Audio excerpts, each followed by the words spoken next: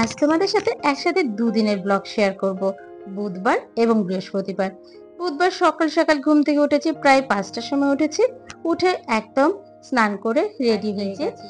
সমস্ত ফল ফলাদি দেখছো, ধূপকাঠি, মোমবাতি, মিষ্টি, এই যে সমস্ত কিছু আয়োজন করে নিয়েছি, ইভেন মালা পর্যন্ত আছে।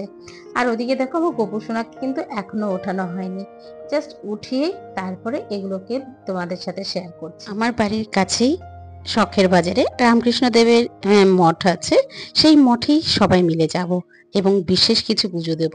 আর সেখান থেকে বলে দিয়েছে ছেলেরা সব ধুতি এবং মেয়েরা শাড়ি পরে আসবে, এবং সাদা ধুতি, মেয়েরা সাদা শাড়ি, লাল পাড়, এই মোটামুটি পরা হবে। তার জন্য সমস্ত কিছু আয়োজন করে নিয়েছি। আজ একটা বিশেষ পুজো দিতে যাব, যেটা আমাদের জীবনে খুবই গুরুত্বপূর্ণ। অনেকে হয়তো দীক্ষা বলে একটা নাম শুনেছ, তো সেই দীক্ষাটা আজকে নিতে যাচ্ছি। এই দেখো আমি পুরোপুরি রেডি হয়ে গেছি, শুধু অর্নামেন্টস পরা বাকি। ওদিকে আমার হাজবেন্ড, ছেলে, সবাই ওরাও রেডি হয়ে গেছে। এই দেখো আমার হাজবেন্ডকে পুরো কিন্তু অন্যরকম লাগছে, এই যে ছেলের লুকটাও দেখিয়ে দিলাম। আর তারপরে চলো এবার আমার অর্নামেন্টস পরে পুরো ফাইনাল লুকটা একটু তোমাদের সাথে শেয়ার করি। আর সেখান থেকে জানো তো বলে দিয়েছে একদম ভেতরে কোনো ফোন অ্যালাউ থাকবে না, জাস্ট গাড়ি পর্যন্তই আমরা ফোন ব্যবহার করতে পেরেছি। যাই হোক, সবাই মিলে একসাথে এবার বেরিয়ে পড়ছি, যাচ্ছি পুজো দিতে। তো কেন পুজো দিচ্ছি সবটাই শেয়ার করলাম। এই দেখো ধুতি পাঞ্জাবি পরে তিনজনকে কি ভালোই না লাগছে। চলো, যেই কথাটা ছিলাম যে দীক্ষা কেন নিতে হয়। আমাদের হিন্দু সমাজে প্রতিটা মানুষকেই কোনো না কোনো গুরুর শরণাপন্ন হতে হয়। যদি শরণাপন্ন হওয়া যায় তবে কিন্তু আমরা জীবনের মূল লক্ষ্যটা খুঁজে পাবো। তো আমার সেটাই মনে হয়েছে, তাই আমি এবং আমার ফ্যামিলির সবাই মিলে আজকে সেখানে গেলাম।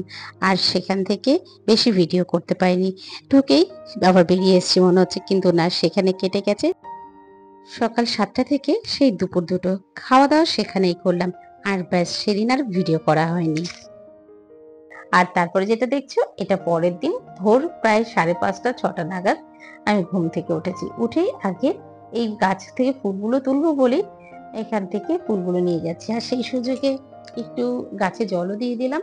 যদিও গতকাল একটু ভালোই বৃষ্টি হয়েছে, তবে এই বৃষ্টি থেকে না যেন আরো গরমটা বাড়ছে।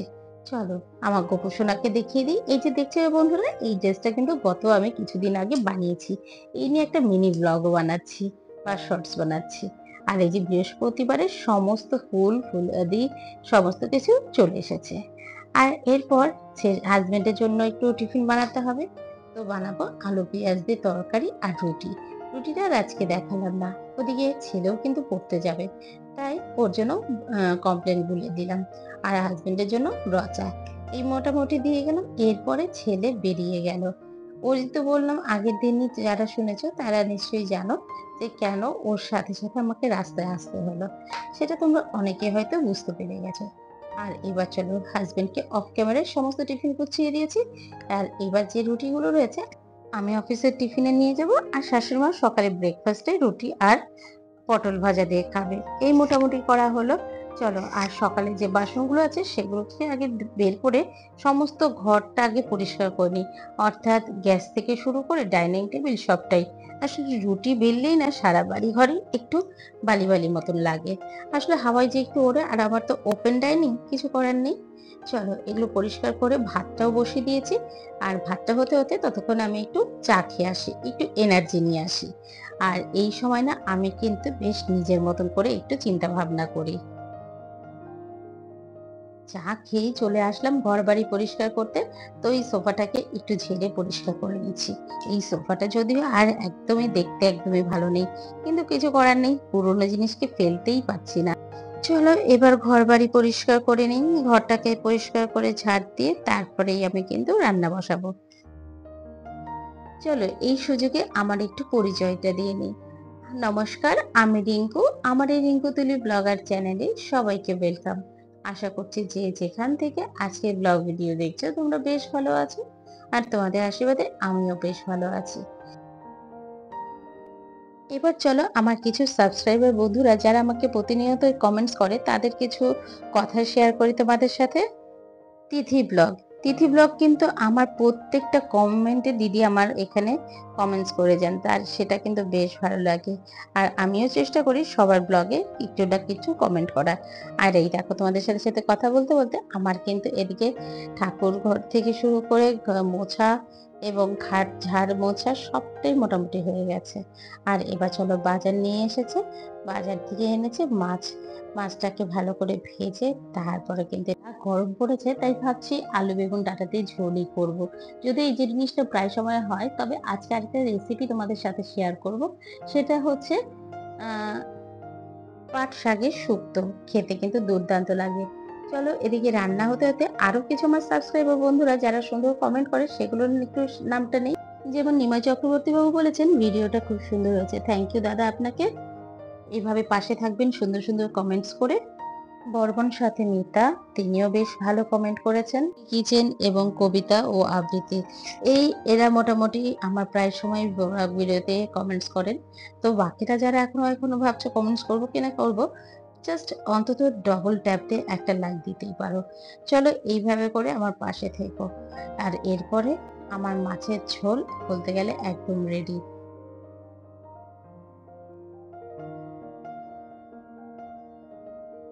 গরমে পাতলা ঝোল ছাড়া অন্য কিছু ভালো লাগে না। এই দেখো আমার পুরো মাছের ঝোল, কাটাপোনা মাছের ঝোল একদম রেডি।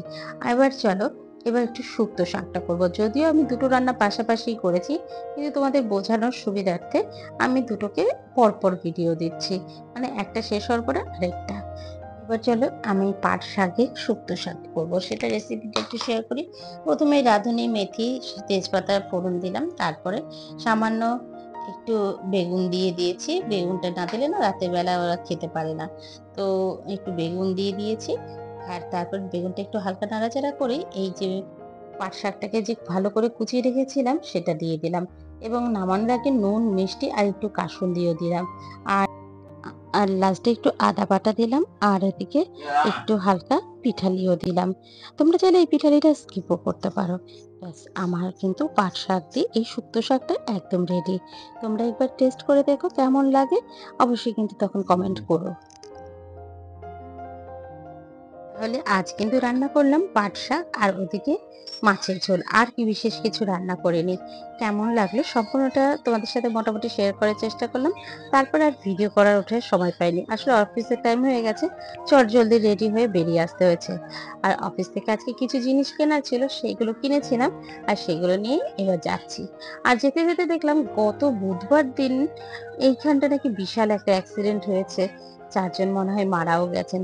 লরিটার কি খারাপ অবস্থা, একটা বাস আর একটা লরি এরকম জোর একটা ধাক্কা হয়েছে। বলতো যারা বাইক থেকে বেরিয়েছিল তারা কি কিছু জানতো এরকম দুর্ঘটনা ঘটবে? সত্যি আমরা যারা রাস্তায় বেরোই না, আমাদের নিঃশ্বাসের নেই বিশ্বাস।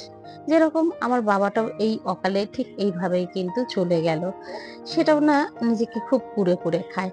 যাই হোক, তোমাদের সাথে কথা বলতে বলতে আমি অফিস করে বাড়িও চলে এসেছি, আর সন্ধে হয়ে গেছে। শুভ সন্ধ্যা। অফিস থেকে এই বাড়ি ফিরলাম, আর এই যে তারপরে শাশুড়ি মা সন্ধে পুজো দিচ্ছে। ভাবলাম চলো বৃহস্পতিবার, আজকে বৃহস্পতিবারে একটু ঠাকুরদের সাথে একটু তোমাদের দেখাই। এত সুন্দর করে শাশুড়ি মা সাজিয়ে পুজো করে, ফুল দিয়ে কি আর বলবো, চলো সেটা না দেখলে ভালো লাগবে না, চলো দেখাই একবার। জানো তো বন্ধুরা, বৃহস্পতিবারের প্রদীপের মধ্যে একটু ঘি দিলে না বেশ কিন্তু ভালো। আর তুমি যদি কর্পূরের আরতি করতে পারো আরো বেশি ভালো হয়। কিন্তু আমার শাশুড়ি মা এটা যখন করেছে আমি সেই ভিডিওটা আর করতে পারিনি। আর দেখো আমার সমস্ত ঠাকুরদের বেশ সুন্দর করে সাজিয়েছে। আমার শাশুড়ি মা যে এই বছর এতটা করতে পারে সেটা অতুলনীয়, অভাবনীয়। কাজেই তার জন্য আবারও তার প্রতি আমি কৃতজ্ঞ। আর তারপর সন্ধ্যের পর একটু রেস্ট নিচ্ছিলাম, তখন দেখলাম ছেলে বললো কিছু খিদে পেয়েছে। তো আমি বললাম যা কি খাবি নিয়ে আয়। তো ও আজকে নিয়ে এসেছে চাউমিন, রাস্তা থেকে কিনে নিয়ে এসছে। আর তারপর এই যে ওখান থেকে খাবার দিচ্ছে, আমাকেও কিন্তু দিয়েছে। আমি বলেছি দেখি তুই আজকে সবটা করবি। তো ও মোটামুটি আমাকেও দিয়েছে এবং নিজেরটাও বেড়েছে। এই মোটামুটি সন্ধ্যের সময় দুজনে মিলে একসাথে টিফিন করলাম। এই ছেলের তো মোটামুটি পড়াশোনার সেরকম এখন চাপ নেই। স্কুলের কোচিংয়ের পড়া শুধু করছে। আর তারপর একটু বসে দুজনে কিছুক্ষণ বেশ সময় কাটালাম। আর তারপরে এই যে রাতের খাওয়া-দাওয়া কমপ্লিট করে সমস্ত গ্যাস থেকে শুরু করে সমস্ত বাসনই মেজে রেখেছি। যাতে পরের দিন সকালে কাজটা শুরু করতে আমার সুবিধা হয় এবং তাড়াতাড়িও হয়। আর তোমাদের সাথে না একটা জিনিস শেয়ার করা হয়নি। এই টেবিল ক্লথটা না কিছুদিন আগেই কিনেছি। মানে ছেলের যে জন্মদিন হলো তখন কিনেছি। কিন্তু এটা তখন আর ভিডিও করা হয়নি। আর ম্যাটগুলো কিছুদিন আগে কিনেছি। কেমন হয়েছে একটু বলো তো? যদিও একটা ডাইনিং টেবিল ট্যুর দেব। তখন তোমাদের সাথে নিশ্চয়ই শেয়ার করব। এই যে মোটামুটি এইভাবে করেই আজকে এগুলোকে মুছে একটু হাওয়াতে শুকোতে রাখলাম। তাহলে কালকে থেকে আবার যথারীতি ব্যবহার করতে পারবো। চলো আজকের ভিডিওটা এই পর্যন্তই। কেমন লাগলো পুরো ভিডিওটা দেখে একটু অবশ্যই কমেন্ট করো। আর যদি ভালো লেগে থাকে প্লিজ আমার চ্যানেলটাকে সাবস্ক্রাইব করে যেও। আর যারা অলরেডি করেছো তোমাদেরকে অসংখ্য ধন্যবাদ। তবে ভালো থেকো, সুস্থ থেকো। আবারও দেখা হচ্ছে পরের দিনের একটা নতুন ব্লগে নতুন কোনো কন্টেন্ট নিয়ে। ততক্ষণ অবধি সবাই নিজের যত্ন নতুন কোনো নিও। কন্টেন্ট এখানেই শেষ ততক্ষণ করলাম। অবধি থ্যাংক সবাই ইউ। ভালো থেকো, সুস্থ থেকো। Tata, good night.